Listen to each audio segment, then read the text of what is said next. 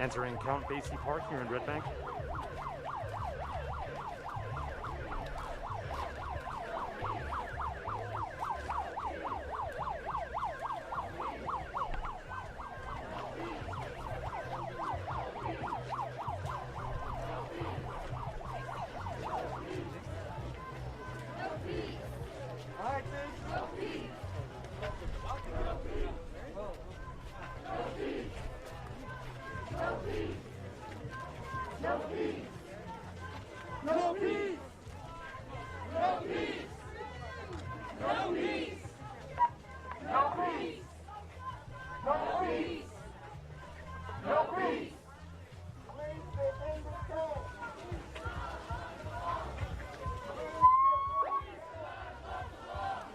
Entering Count Basie Park now.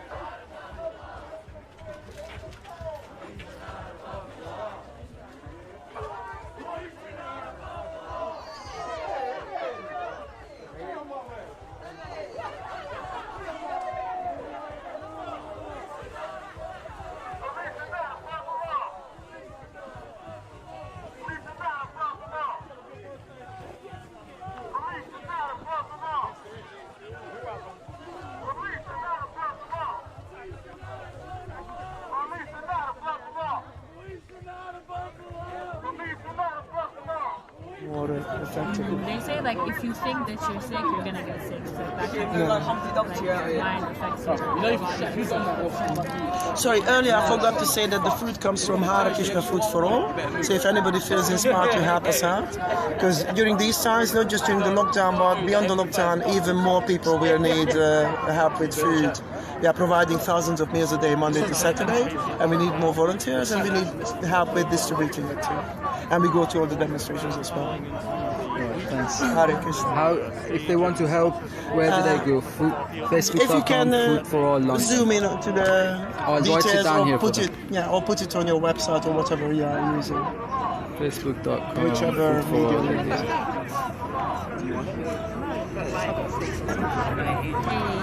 Great, thank you. That's done. Hare Krishna. Hare Krishna.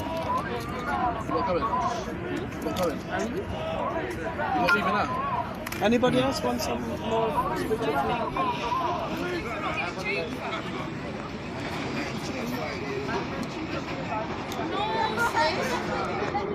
My man's gonna go. You know what? I'm an Asian man.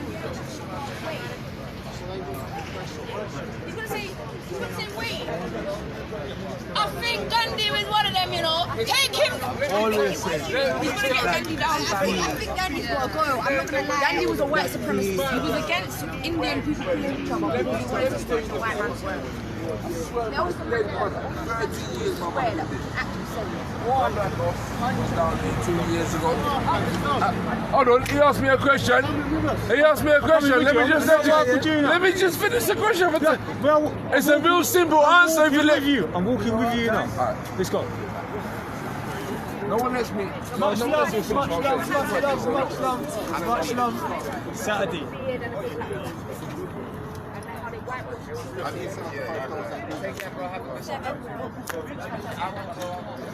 Do you know how many people were here on Sunday?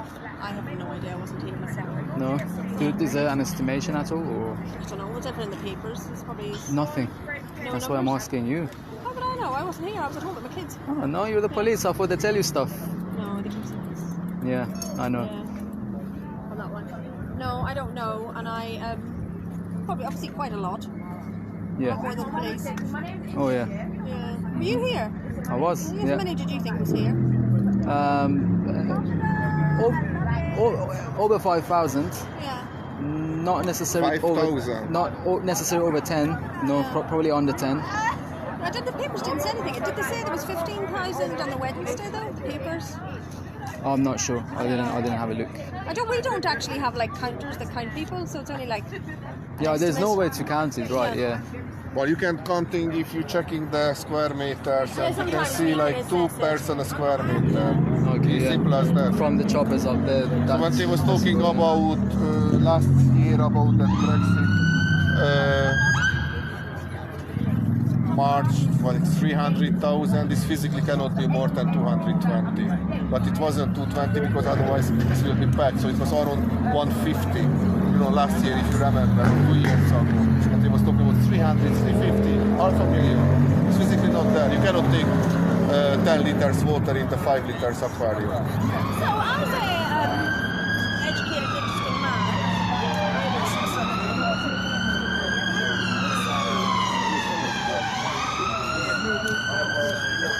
One day, one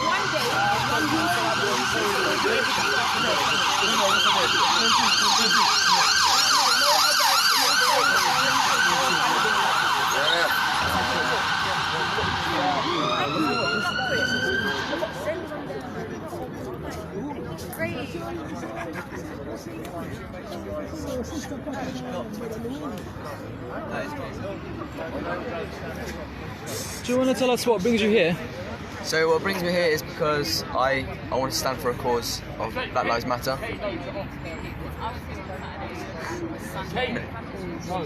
No. I can't, bro. Sorry, I can't. Okay, is that your big older brother?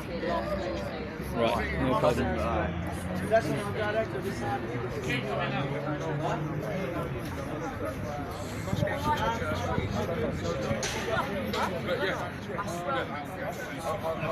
I have a question. Go away, mate, please. No worries. Well, there's not much really going on anymore, guys. I think that's it, really. I've pretty much spoken to everybody. What do you guys want to see? Do you have any questions?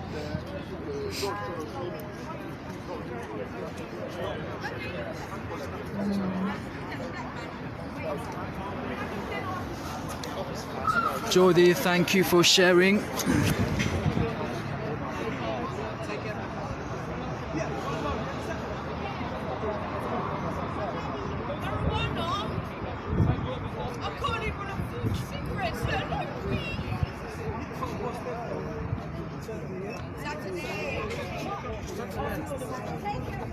Thank you, Asmadas. I hope I pronounced your name correctly. Go home and eat your dinner. Speak to the two girls. What would you want me to talk to them about? Thank you for sharing the live, Sasha.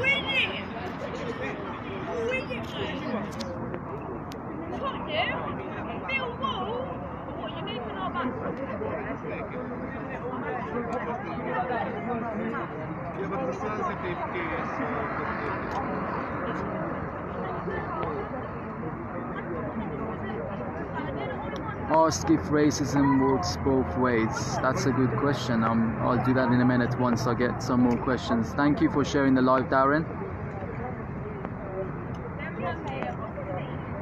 Thank you, Sam. Thanks for being here. Thank you, David.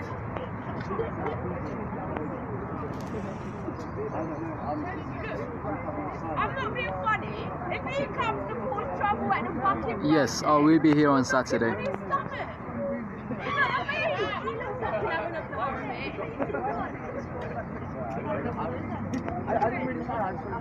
I I feel I've had a jacket every single time I've been here. It's just that yesterday I was so busy I didn't get to really eat much, and you know when you don't eat you get really cold. And on Sunday I usually fast. I wasn't planning to stay so long Sunday. I fast until 5 p.m.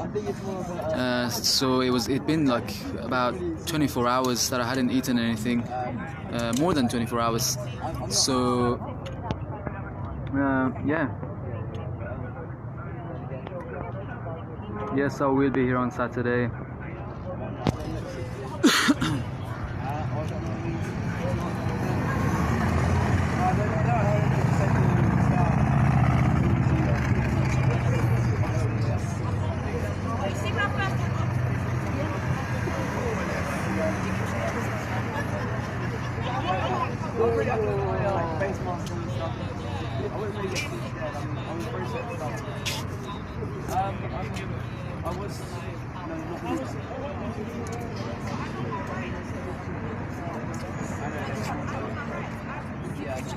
I'll be careful, don't worry guys, I'll be safe.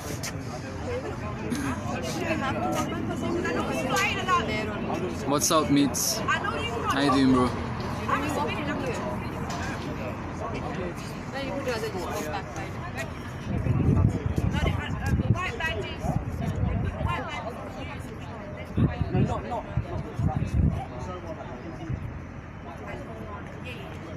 I was called on Sunday. Where is my chess buddy? I don't know, he's not here today.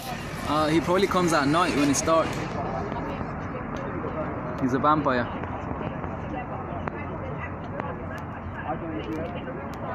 Right, let's go to the girls and ask whether racism works both ways. Just want it's not just that and about the parents. Are you coming on Saturday, my brother? The people ask for you guys, you two. They've asked for our Instagram. Not what? No one's asked for your Instagram. You on Instagram? They're asking me to record you guys, and they have a question. They have a question. Oh, let's answer them for the people. Does racism work both ways? Yes, I've seen so much racism against white people all the time. Racism so many white people are scared to be white. So much racism against white people. So many white people are scared to be white. So many white people like. But Saj, be clear on what you're talking about. Okay, are you talking about racism where you talking about just we dislike somebody or judge them on their skin color? Yes, but has there ever been any racism where white people are assaulted, hurt, or killed for their skin color? It's not systemic racism. We're not saying we have judged white people, and I apologise to any good white person I've ever judged. Though. That's within the community. Like, do you know? I have. Some of these police officers, I assume they was racist even though they're not, and I'm sorry for that. But the problem is, has any white person ever felt lynching? Have you ever been dragged behind the car for being white? Has anybody beaten you up and said, "Stay down, you white piece of shit"? But do you know what they're talking about? They're talking about the white people that feel. There's so many white girls right now that are not comfortable to be white. They take on other black cultures. They diss white people because right now, in like our generation is like mixed. So what's cool is a mix of culture. So they'll try and be a little less white.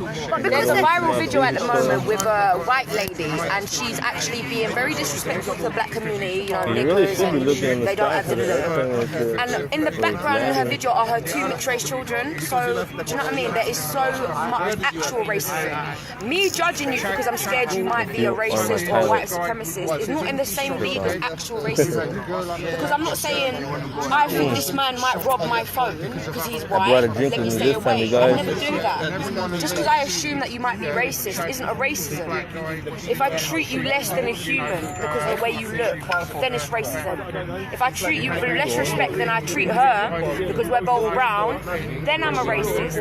But I love this girl as much as I love my black friends, as much as I love my white father, as much as I love anything. And racism stems from when you believe that 2 people deserve different amounts of love because of the way they look. And I can't believe that racism has really been affected on white people because I love my white people, I show them love, and I've never made them feel like they're less than me because of their skin colour. So there is racism in the sense that I might say, oh, I might not be your friend because you might be a racist. That's unfair. I shouldn't judge you based on your skin colour. But I've never oppressed you, put violence on you, or attacked you based on the fact that you're white. And I think that's what we need to address most of all, because there's all types of stereotypes. Stereotypical is a type of racism, but it's not the aggressor. We need to take out systemic racism, which takes out. Do you want to come and say? Love you lot. That's what it's about. See you lot Saturday. That's what it's about. I hope you lot are working Saturday. Picking up my parachute. Officers like you.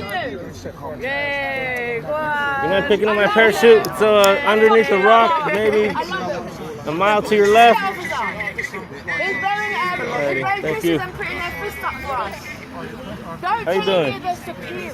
Can I help you? Don't let anyone else know. Yeah, you got any idea on you? You got any idea on you? Oh, shit. I'm on your property? It's historical. You know when I first started protesting, they wouldn't put their hand up because they didn't want to get in trouble. Now this is fucking... I love non-racist. So your followers are very concerned with racism. If you're non-racist, your followers are very Park concerned on the with other racism side. against whites. Some of them they are. I've seen So it you though. mean I'm definitely not you going only if I'm not see racist and these, white, yeah, I'd these like to poles right invite you here. to my house for wine, Dude, that's Sunday that's dinner, by the city, right? barbecues, Yeah, my exactly. For birthday, people to what? etc. If you are For us white to with no what? racism in your heart, we fucking love you. We adore you, we stand for you, and we're grateful for everything you've been doing since Martin Luther King and before. But if you're white and racist, Idiots are Antifa. well, I don't wanna say what's gonna happen on Saturday. But if you're white and racist, turn up Saturday and have a look. She has an empty head. Yeah. So I was having a chat with this police officer, and I told him, look, in the United States, in Minneapolis, protesters, they ask for milk powder. Never see protesters ask a police officer knees down, and the police officer took his hand and knelt down, and he said, I would be gladly and happily to do this, but I can't.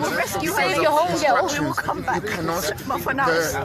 Their senior said it's against health and safety and blah blah blah. She's safe. Send it to her mum. She's safe, so that's what we could hope for, fam.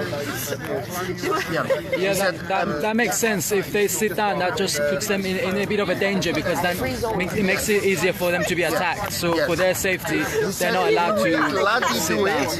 Yeah. But he can't because Where's your he's instructed not to do it. So that is how it's. All right, thanks. Always finding something. No, I just wanted to So back to, can racism be both ways? Do you think racism can be both ways? Absolutely. Absolutely. I was watching a few videos the other day on Facebook, and it was somewhere in America. I'm not sure exactly, but it was the current affairs, what's going on right now, and there were white people getting attacked for being white. Yes, all the time, and you'll see it. I'm from Croydon. There's not a white person who will walk through the street and not feel uncomfortable. And there's not a single white girl who doesn't feel uncomfortable from beauty standards. I don't know many white girls who... Yo, dog, man, be careful. Sorry, Sag, sorry.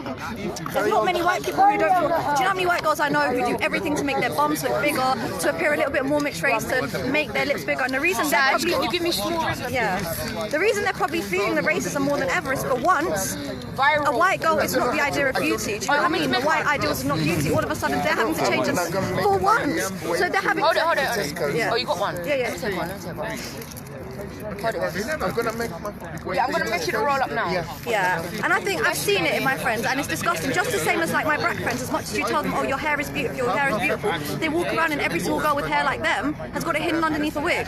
Just the same way that all the white girls who are celebrated don't really have they have mixed race features. So I see that a lot. We have made our white women feel beautiful for generations. It's time to let our black women know that. And that's probably why white people feel like, oh, I can feel the racism, because now white girls aren't comfortable to be themselves. They've got to do certain things, make mixed race features, have a bigger bum, so they can feel the racism now. But that's what I've grown up my whole entire life.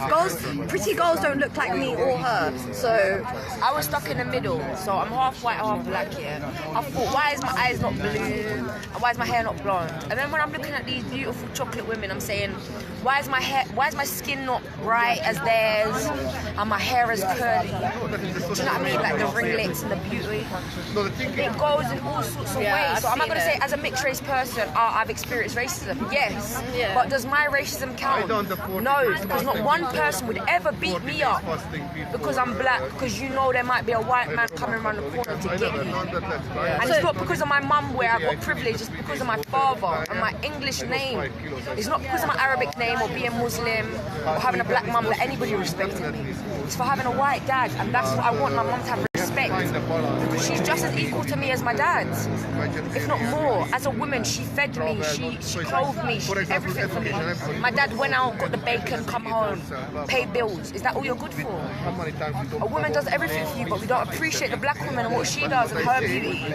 That's it. So the white people are feeling it now because things are changing and other things are being celebrated, and it's not just white people and white excellence. So they're but not just that side. You even told me about your white friends and how you noticed their bias and racism. Yeah. So it's not just that, it's like they're losing what's around them because nobody's standing for it anymore. And that's why, you know how many people have told me, oh, you're just friends with racists, all your friends are racist, and I sit down and I have conversations, because you know what, certain white people live in communities where they don't have friends like me, they don't have an opportunity to have a conversation, so it's so much more easier to be like, oh, they're all cunts. Yeah, but I just try and have a couple conversations, and I've lost definitely a few friends, but I've... From said conversations, from trying to educate people, you can lose. What were those conversations about, and why did you lose those friends? About what she's Well, one literally told me outright if it wasn't for Churchill, we'd be slaves and stuff. And which is nonsense, because we won the war because of Gurkhas, Asians, black people, French, Americans, white people, but what we didn't win the war on is English strength. England did not win the war. Our soldiers wouldn't have won the war. We wouldn't have won. I'm down. It is diversity. Hare Krishna, lady. Hare Krishna! Sister, come. I'm down to chant. Sorry? I'm down to chant. You want a chant? We have to do it together. Yeah, I'm down. I'm just saying I'm down. Yes. We are with you, sister. I know that one, that's the one. Shiva is actually the topmost devotee. Yeah, I know that one. He's a pure Vaishnav. You know what's So funny? he constantly meditates on Krishna. Sister, I don't know anything about Buddhism, yeah? But in Brixton there's a Whole Foods organic shop that's owned by a Buddhist, and I buy my sage from there. And the lady that's owned it has been trying to teach me. So even if you don't want to be Buddhist, it's about teaching you how to be mindful, peaceful. I do mindfulness. So she told me about this temple I should go to and learn all different things. But it's not about religion. Buddhism is about everyone and love. Buddha is an incarnation of Krishna. So Muslim grooming gang. He was teaching. Isn't that relevant? The Dalai Lama. No. When Krishna came as Buddha, incarnation means that Krishna So appears in different forms. Buddha is completely different. No. Guys, He's Krishna. guess who is here? He's arrived, finally. Hello there, buddy. Hey, do you mind if I give What's you up? Yes, of no course. chest today, no chest. It's 4D chest time. Thank God, Do you know what I thank God. But what do you have here now, today? Just the lads are here. So I can't. Come on, what is it? The UK at a glance. I can't. I literally can't. Politics or geography? What do you think? He's talking about the next pandemic wave. Second wave, if you're going to cause a riot, well, at least be safe in social distance, right? Wash your hands. You just hugged me. Oh, well, could be like I have COVID. Yeah, you just put me at risk, mate. Guys, he's back. They've been asking for Dogs you. actually are being trained to smell COVID. It's really interesting here. Yeah. Is this about COVID? Canine This detectives. magazine? Dogs should be trained to sniff out coronavirus for humans. Cool. But you know they've been asking for you. Oh really? You got fans Oh now. no way. Yeah, No, listen, I'm not GCHQ, I'm not MI5, I'm not MI6, I'm not SAS, I'm not CIA, I'm not CCP, I'm not... Fuck off. Please. So what are you? Fuck. So what are you? Oh, I'm just Independent investigator. I'm just Independent investigator. Yeah, that's what he is. He's policing You know, the Anthony police. Joshua, if he's here, that's it, EDO run. EDO, if Anthony Joshua, they're fucking running, mate. They all wanted to know what were you filming yesterday. They were like, walk over to where his camera is pointing. What were you filming? What was I filming? Yeah. I honestly don't understand how can this happen because I like to believe that we're all brothers. I can't tell you that. Is it He's trying illegal to in think of a good Paris? answer. Bro, the lads are here though. I can't provoke. I can't provoke and then engage and then encourage and then provoke. And You need to fuck it. What's in your bag today? What's in my bag? What bag? It's been carried. Oh, you don't have a bag. Or show us your gown or whatever you call those. I just woke up from a nap, you know. Come on, show us. Do a twirl. Because you know Come on, about please. America, you know about Please. red. Getting late, you know. It's Superman, We're right? just here to exploit your situation as follows. Seriously, bro. You agreed to be my comical.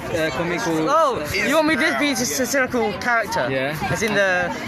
You came up. You kind of you agreed to it. You were ready for it. As soon as I was like, I think you should be. You were like. Looked up your socials, bro. I looked up your socials. You did. How did you find me? Well, you're not speaking. Bro, I can see your phone. Just walk to the other side. Okay. Well, it doesn't say anything here. Yeah.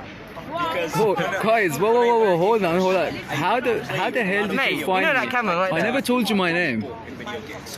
Yeah, what about that camera? They already know you're here, bro. Okay. Why are you still here? Why are you still here? What do you mean? Who knows that I'm already here? Oh, who does know that you're here? Bro, you're using the internet. No. Answer one question. You just try to deflect me. How did you find me online? Is this a double, you know, feint? How did you find me online? How did I find you online? Desert. Yeah, it's pretty easy to look up. How? You're quite the comedian. Funny. Bro, alright. He's wearing a... If you want a camera in my face, let's have an interview. Have an interview? Oh, he's gonna interview people. Normal house, very black. What should we call you? Modern. Yeah. Is it built like this? What should we call you? What should you call me? Jay. Jay. Yeah. Right. Inspector Jay. Just no, hey. Inspector Jay. Alright, listen, they don't understand what's happening. Okay, you can't just... Introduce yourself. Go on, I thought you were going to interview people. I already introduced myself. He's been on here before. Okay. They've been asking for him. So you got big fans then? Yeah. I'm not even on social media. Bro. You must be on social media. Are you from the ends, fam? I'm from the ends, fam. Southeast. Oh, this is They're going to west. be some Nanking on This is Saturday. W1. Man's from the south, across the bridge. Go on, you were going to do an interview, weren't you? Oh, yeah. So will there be some Nanking on Saturday if it gets a bit... What's Nanking? We're doing Nanking it. I think you mean yanking. It's Rough not and yanking. tough. You know, a bit of tumbles. Oh, I think you're trying to say shank. Yeah. I hope not, but are there? Because it Are you going to ask me that? How am I going to know that? Just... Keep it low key.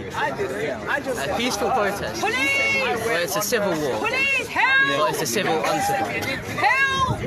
It's a Cold War from the 19th century. Well, hold on, it wasn't the 19th century. It was the 20th century. I think they just left away from China. China? Pakistan. Oh, No, Japan. Saddam Hussein. No, where you from? What's your background? Your background. What's your parents then? What's my what you can guess? I'll give you a quick. I just don't know guess. I said Chinese or Japanese. Wow, wait, Croatia? Croatia? London. But my parents. That's what I said, the parents. What's your background? My parents are from the Philippines.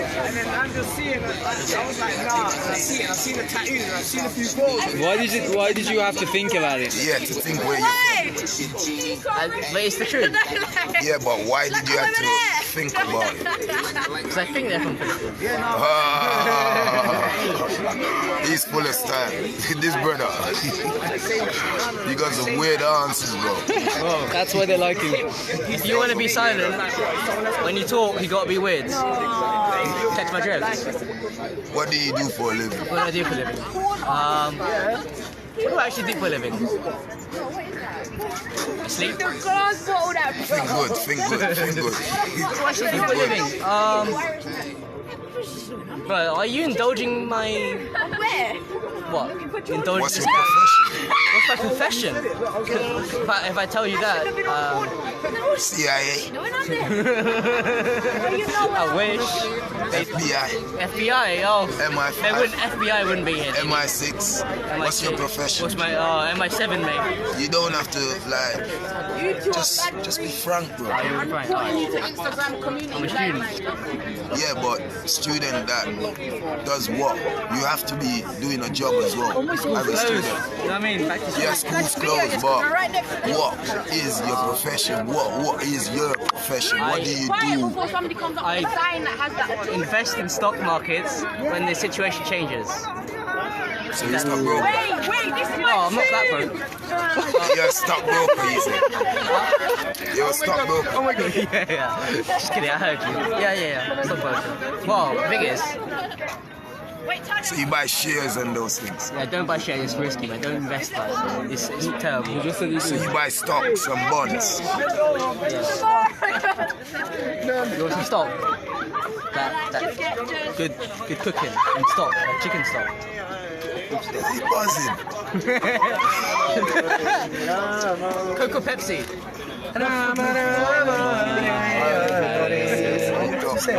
Hare Krishna, Hare Krishna, Krishna Krishna, Hare Hare. Big up the G. Hare Rama, Hare Rama, Rama Rama, Hare Hare. Hare Krishna, Hare Krishna, Krishna Krishna, Hare Hare. Hare Rama, Hare Rama, Rama Rama, Hare Hare.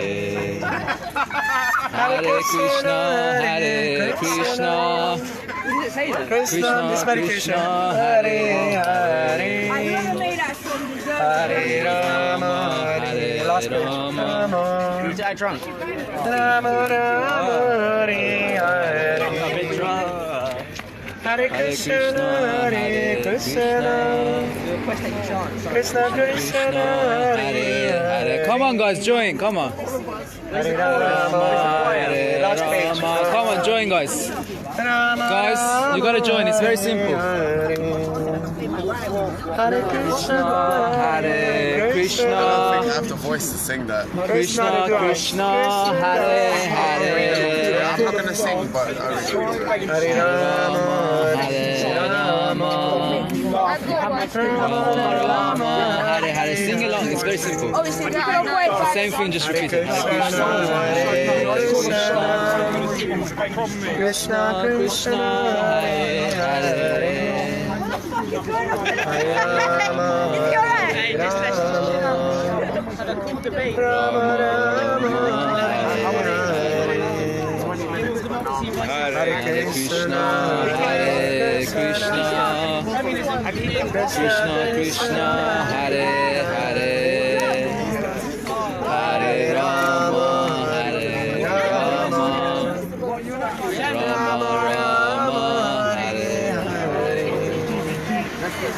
Hare Krishna, Hare Krishna, Krishna Krishna, Hare Hare. So there's people chanting.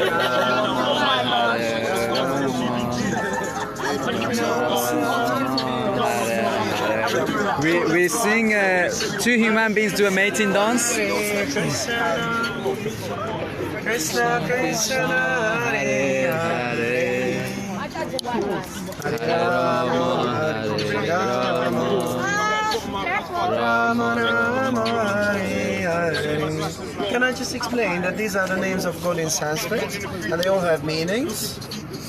Hare means Krishna's love potency. Krishna means all attractive because God has all the attractive qualities that we aspire to have. And Rama means the reservoir of pleasure. This is about spiritual enlightenment.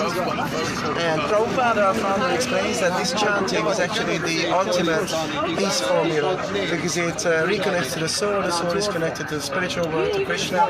And if everybody is doing it, this is how we create spiritual harmony in the whole world. And we are chanting for peace in the world.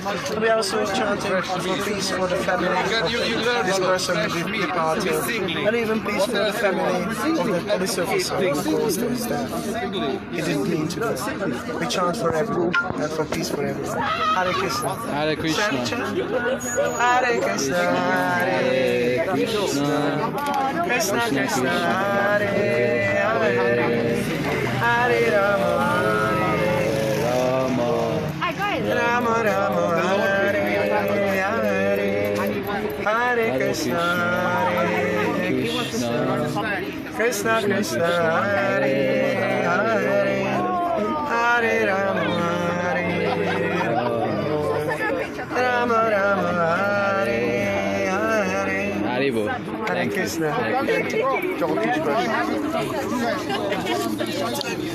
Right, guys, that's the end. Yeah, that's Time is up. All lives matter. Can you? It's all done. Not much is really going on. I will tell you. Oh yeah.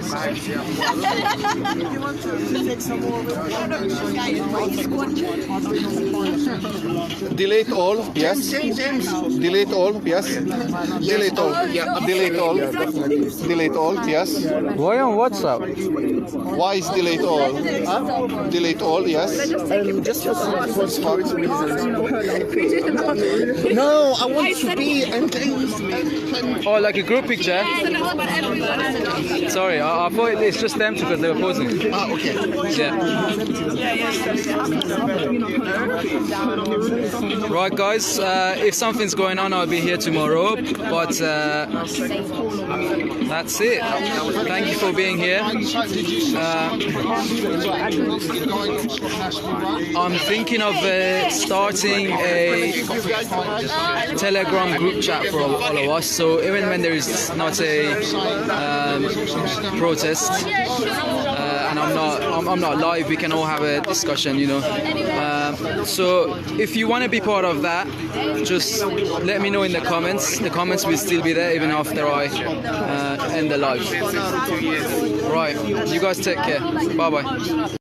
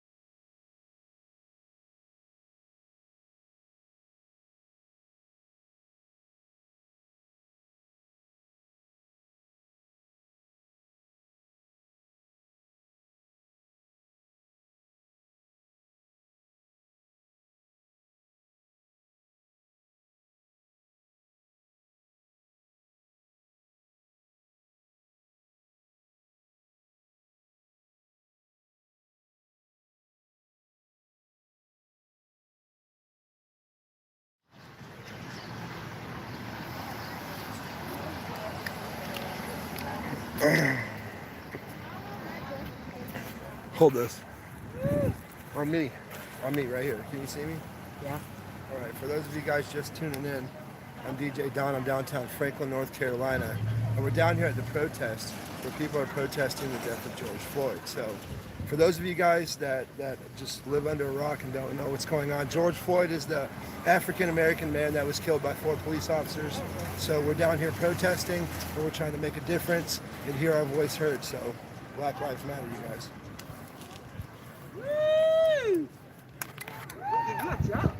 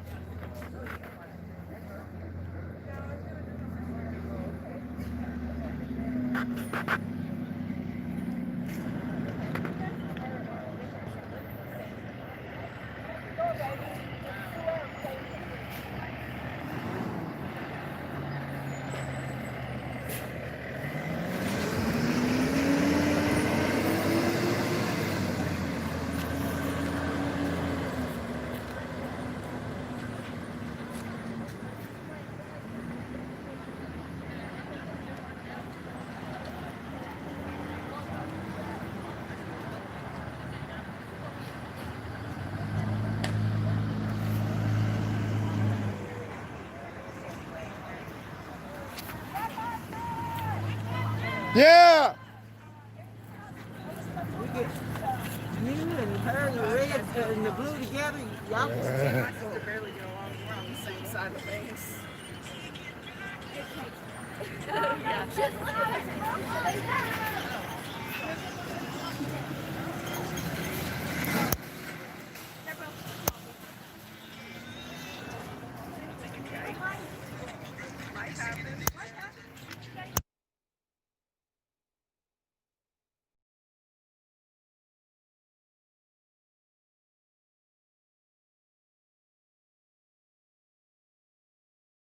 The funeral industry has been ripping off the public for more than a decade because the majority of people don't know this simple trick that takes just a few minutes. I was furious when I heard the BBC announce a couple of weeks ago that the CMA had issued a scathing report. That report outlined the tactics the funeral industry are using to charge grieving families unjustifiably high prices when they are at their most vulnerable. So I decided to find out how I could protect my family, and the solution is so incredibly simple, I can't believe more people don't know about it. You see, I own a small business in Wales and I always do my homework. And the first tidbit I learned is that there are 2 ways to pay for a funeral. You can either pay for it when it's needed, and the industry calls this at-need funeral. And this is where they make all their money, by the way. They take advantage of grieving family members wanting to do right by dad, so they pile on the costs at that time. The second way to pay for a funeral is what the industry calls pre-need. This is a plan that's paid for in advance and guarantees to cover funeral costs, or at least it should, so watch out, there are plans out there that leave shortfalls for some families. But according to the Cost of Dying report in 2018, my funeral is likely to cost my family £16,000, provided I've got a few more innings in me, of course. But since one of the few guarantees in life is that someday we'll all need a funeral, the prepaid plan is the obvious best choice to avoid the outrageous rising costs. It locks in the cost of today's prices and lets me pay over a period that's best for me. But that raised even more questions for me. And what I found out is that not all funeral plans are created equal. There are plans which are sold by large faceless corporates with shareholders to look after, and there are also more bespoke options offered by well-established independent providers. Now, as I said, I'm a small business owner, and I know you always get the best service from the smaller guys. So I went with the plans that have been around for 40 years, at all their funds.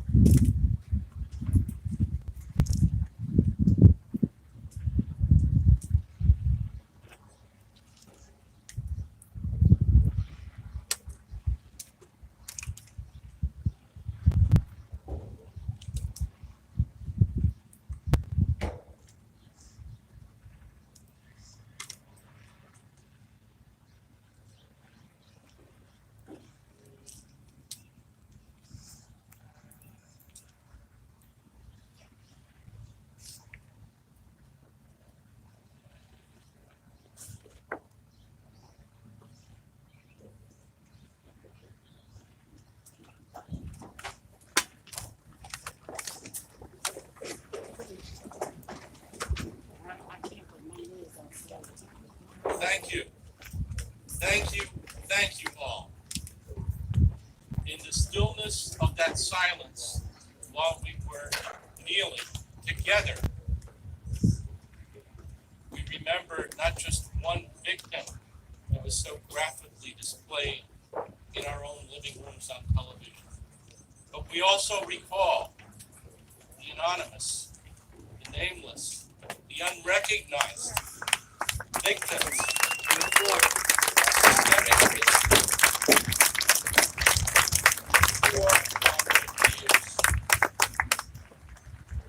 All of you ought to be congratulated, and I do so on behalf of myself. I do so on behalf of all my colleagues on the council for your courage, for your activism, and for your spirit. Look around you, all of you. Look to your right, look to your left, and back of you and in front of you for a second.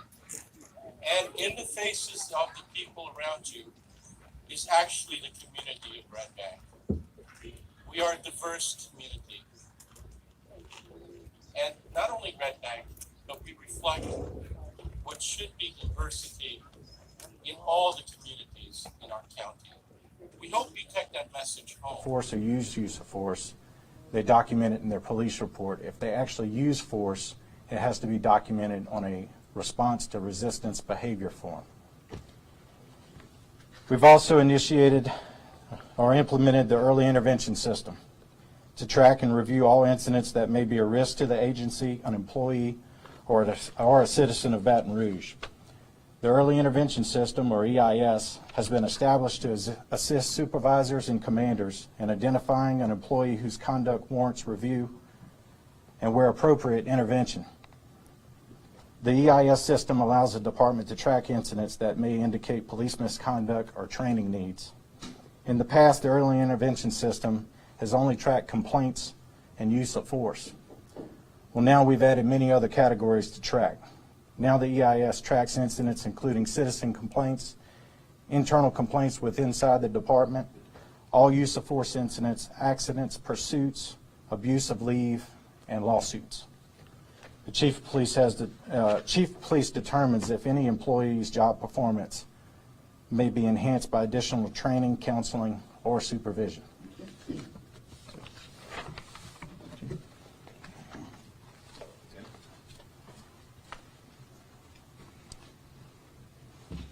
Some of the topics that I want to touch on, I think it's important for the community to know that this is what we do and this is some of the things that we teach our officers. Louisiana Peace Officer Standards and Training, also known as POST, requires 496 hours in a basic training academy and 20 hours of in-service a year per officer. Our department, our training academy, we average around 780 hours in the basic training academy. That number may fluctuate with each academy, up or down, depending on classes that we add, delete, revise, whatnot. And we require 40 hours of in-service per year for each officer. One of the things we teach is de-escalation. There's a 12-hour course, specific course on de-escalation, where we want the officers to know how to, slow things down, be able to think clearly, and use communication skills to hopefully calm the situation and have a peaceful outcome with any subject or any situation. But de-escalation, aside from that 12-hour course, is also woven into a lot, like 20 other courses that we teach, some of that being dynamic scenarios, where we're trying to build on those skills and get them to understand how to use them. Procedural justice is a new course for us. It's basically, very simply, treating people fairly, but it's about being fair, in how we treat people, giving them a voice to kind of express their side of what the situation may be, whatever that officer is there investigating. We want to listen to both sides of it.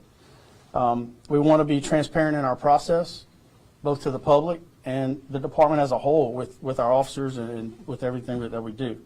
When an officer makes a decision, it needs to be impartial. So we want them to make impartial decisions based on the facts and the laws. We have a critical incident training. It's a 40-hour course. It teaches officers how to deal with the mentally ill, how to calm those situations, and it just gives them skills to deal with those situations. We have bias-based policing recognition. We call it FIP, Fair and Impartial Policing. That's an 8-hour course. Diversity in the community is another course. It's 2 hours. And then ethical policing is a 2-hour course.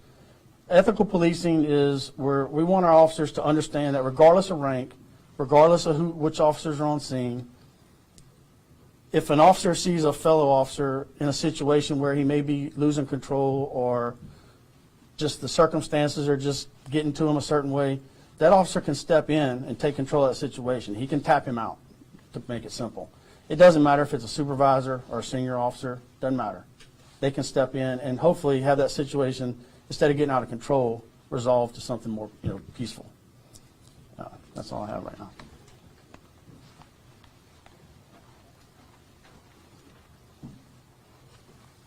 So over the last, I guess you could say 2.5 to 3 years, you've kind of seen where some of our focus has been.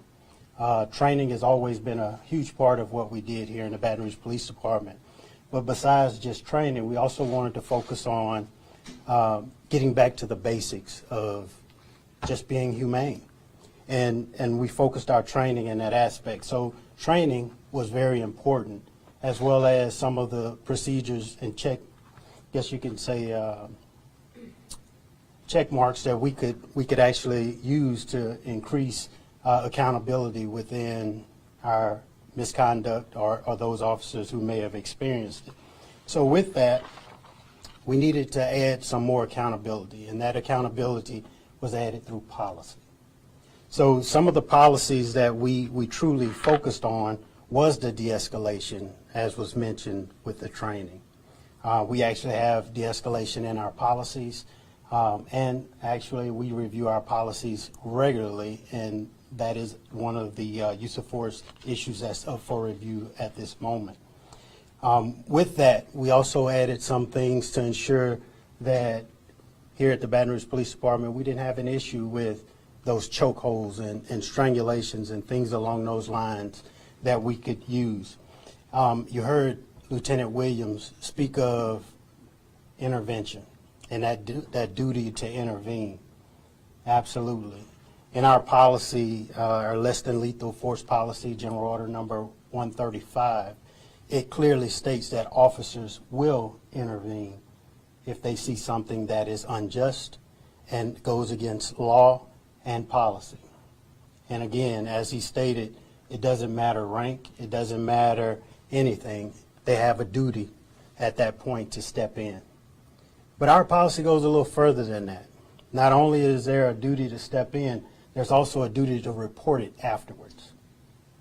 Whether you have to intervene or you don't. If misconduct is witnessed, we have policy in our discipline section of the procedural manual, which states that they will not only report it, but it will be factual, and if it is not done in accordance to policy, the potential consequences are termination. So it's a very serious matter that we deal with.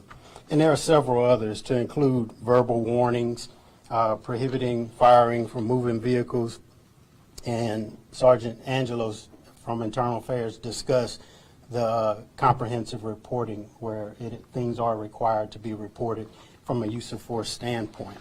So with that, we looked at it, and overall, we looked at the training, we looked at the efforts that we put together from a policy standpoint, and one of the things we had to do was determine, was it working? So we had to take the data and put it in a form that was measurable to ensure that our efforts were moving in the right direction. And I think we were able to do that. So some of the things that we looked at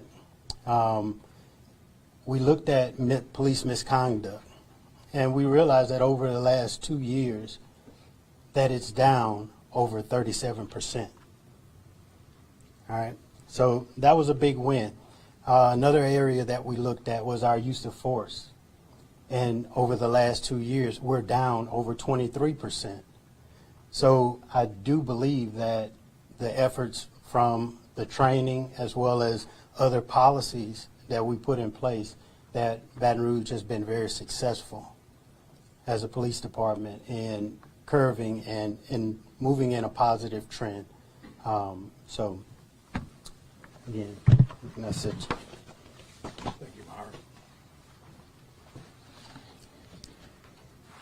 I want to close because you heard some of the work that we have been doing in the Baton Rouge Police Department, and we still have work to do. But I just want to have a conversation with the community about what's going on in America and what we're seeing right here in our city. Baton Rouge, we cannot put a timeline on someone else's hurt and pain. Grieving and healing is a process.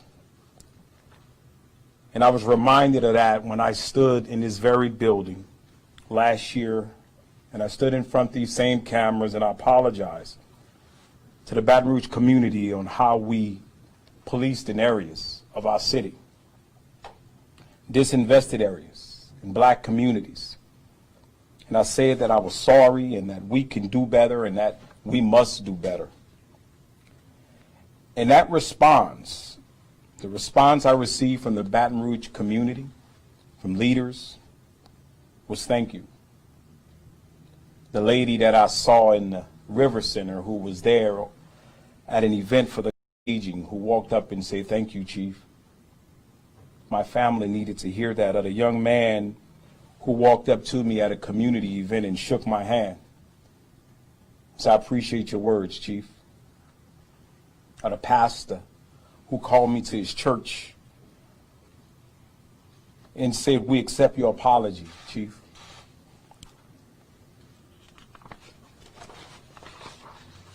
Healing.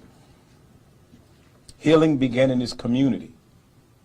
It commenced from 2 words. I'm sorry.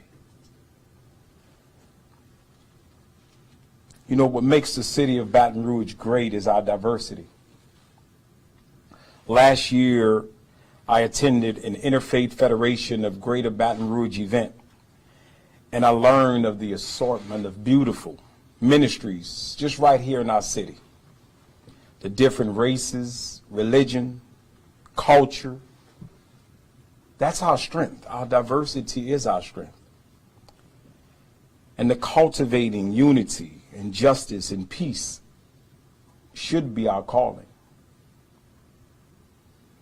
So when I apologize to the demographics within our city, within our community, those individuals who have been disproportionately impacted by our practices, those communities of color where we have over-policed for years.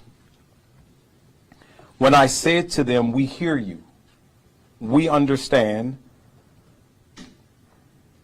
and we can build trust and improve community police relations, by listening to their concerns and positioning them in the decision-making process as a partner, not as an adversary.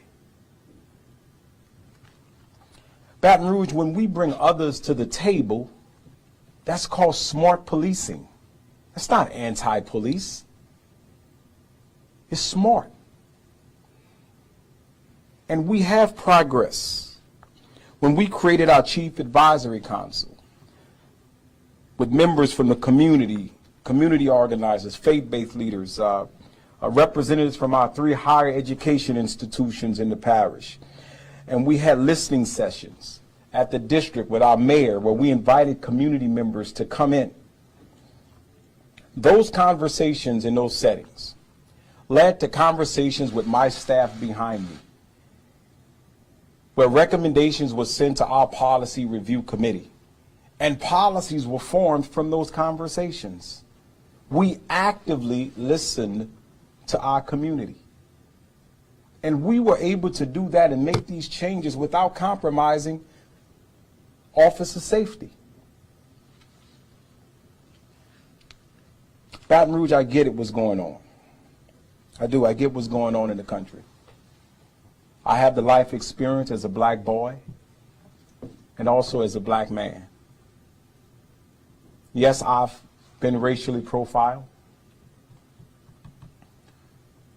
I've been the victim of police misconduct and brutality growing up in New Orleans.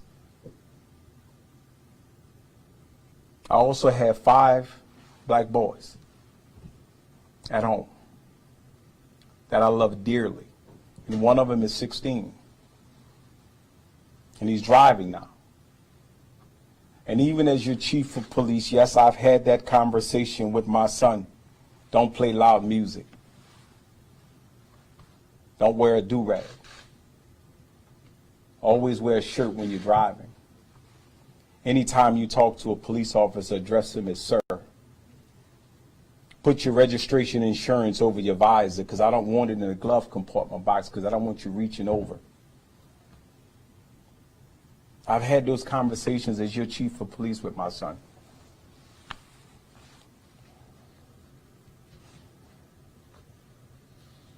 But I'm also that guy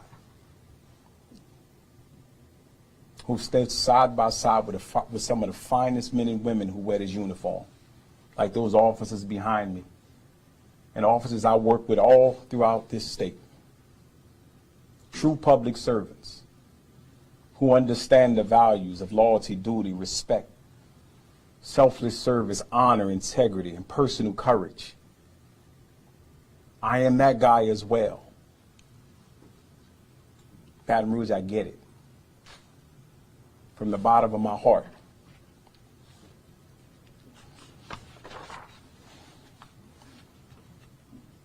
But we have taken those first steps here in Baton Rouge to build trust and legitimacy in our police department. And it begins in the heart. And we have been putting in that work. We have begun the cultural changes that are needed to meet the public's expectation. I understand that we have more work to do, but you know, when we said keep talking, Baton Rouge, because we will never stop listening, we meant that. It wasn't just a phrase. We're listening. And I do believe that in my heart that this Baton Rouge community sees and witnesses the change that has been going on. And just perhaps that's why we're not seeing so many issues that they're experiencing in other cities. And we're going to pray that that continues.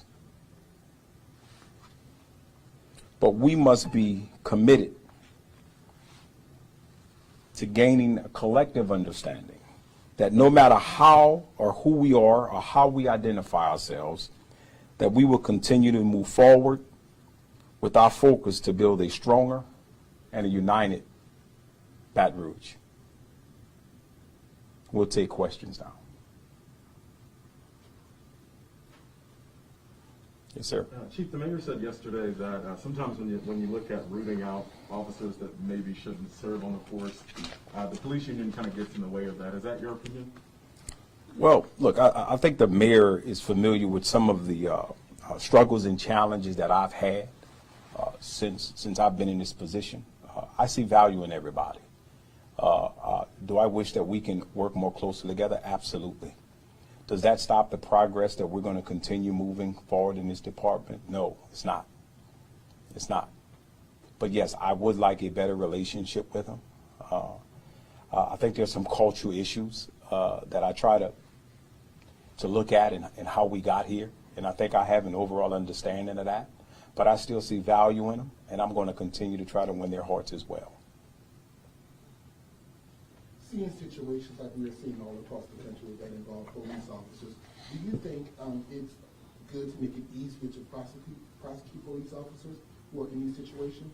I'm sorry, say that one more time. Do you think it's a good idea to make it easier to prosecute police officers who are in these type of situations? Well, I think when we look at this from a historical perspective, the courts have given a lot of deference to police officers, in part because what we do, right, as an agency, and I think they recognize the work is hard. But I think what we're seeing right now, as a leader in my 28 for this years, private ceremony, this private service, homegoing celebration, as the pastors describe it. Now, George Floyd will be taken to the cemetery, where he will be in Pearland, where he will be buried next to his mother. Up in the left-hand corner, where we were showing you, that was the horse-drawn hearse that will be taking his body to through the last mile on its way to that cemetery.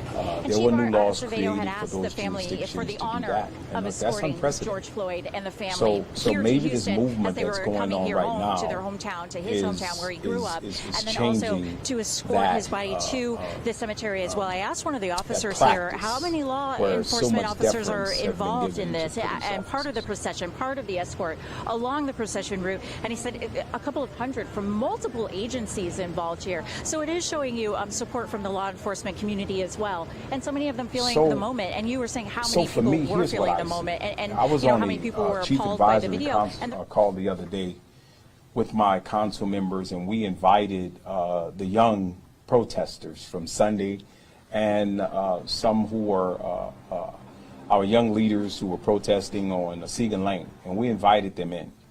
And what I saw was a big disconnect, what I call a generational gap between my generation, the younger generation, and those in the community that I believe we've built bridges with.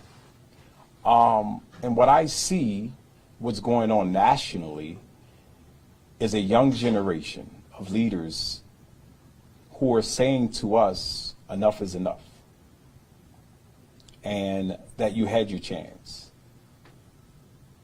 Yeah, we tried over and over again, and here we are again. Now it's our turn. And they're very deliberate in their actions. They're smart. They're obviously mobilizing. They're using technology like social media to do that, and we have to reach them.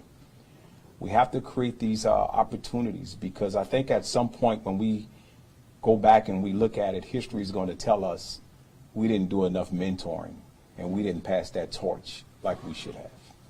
That's what history is going to say.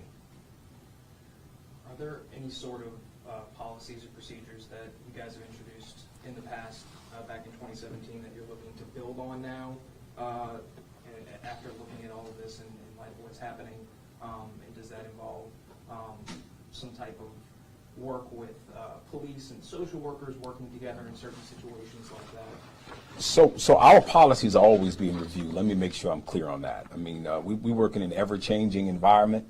The community's expectations change. We saw that with the body cameras, and so we will always be reviewing our policy. But yes, we are already talking about next steps. All of the work that you heard them talk about, that was already in place before those incidents happened. That incident happened in Minneapolis. But yeah, we are moving forward. We're already talking about, we're going to be giving crowd control training to all of our police officers, so that when there are protests, that the entire department is trained on how to deal with protests. So we're going to be moving forward with that. We already started the process by actually inserting our city human resources director sitting in on our interviews. That had never been done before. And he has some recommendations for change and some things that we can do in our hiring process, in our practices, in our recruiting, to make sure that we have a more diverse pool of applicants, so our police department can be more reflective of the community it serves. And not just diversity in race, we're speaking of diversity in color, age, we're speaking diversity in thought. You know, one of the things our recruiter asked yesterday when we were talking about our next steps is, you know, we asked questions about, did you ever use marijuana? That is one of the questions. But we don't ask questions about implicit bias or unconscious biases that we may want to know if there are indicators on if a person would be a good police officer or not. So just exploring all of those things is something that we're doing. And these are recommendations that are coming from the men and women of the Baton Rouge Police Department. We should always be progressing to be better at our craft. There's been some moves in the state legislature. Representative Edmund Jordan from here in Baton Rouge is taking a look at qualified immunity, restricting that from officers using force on the job.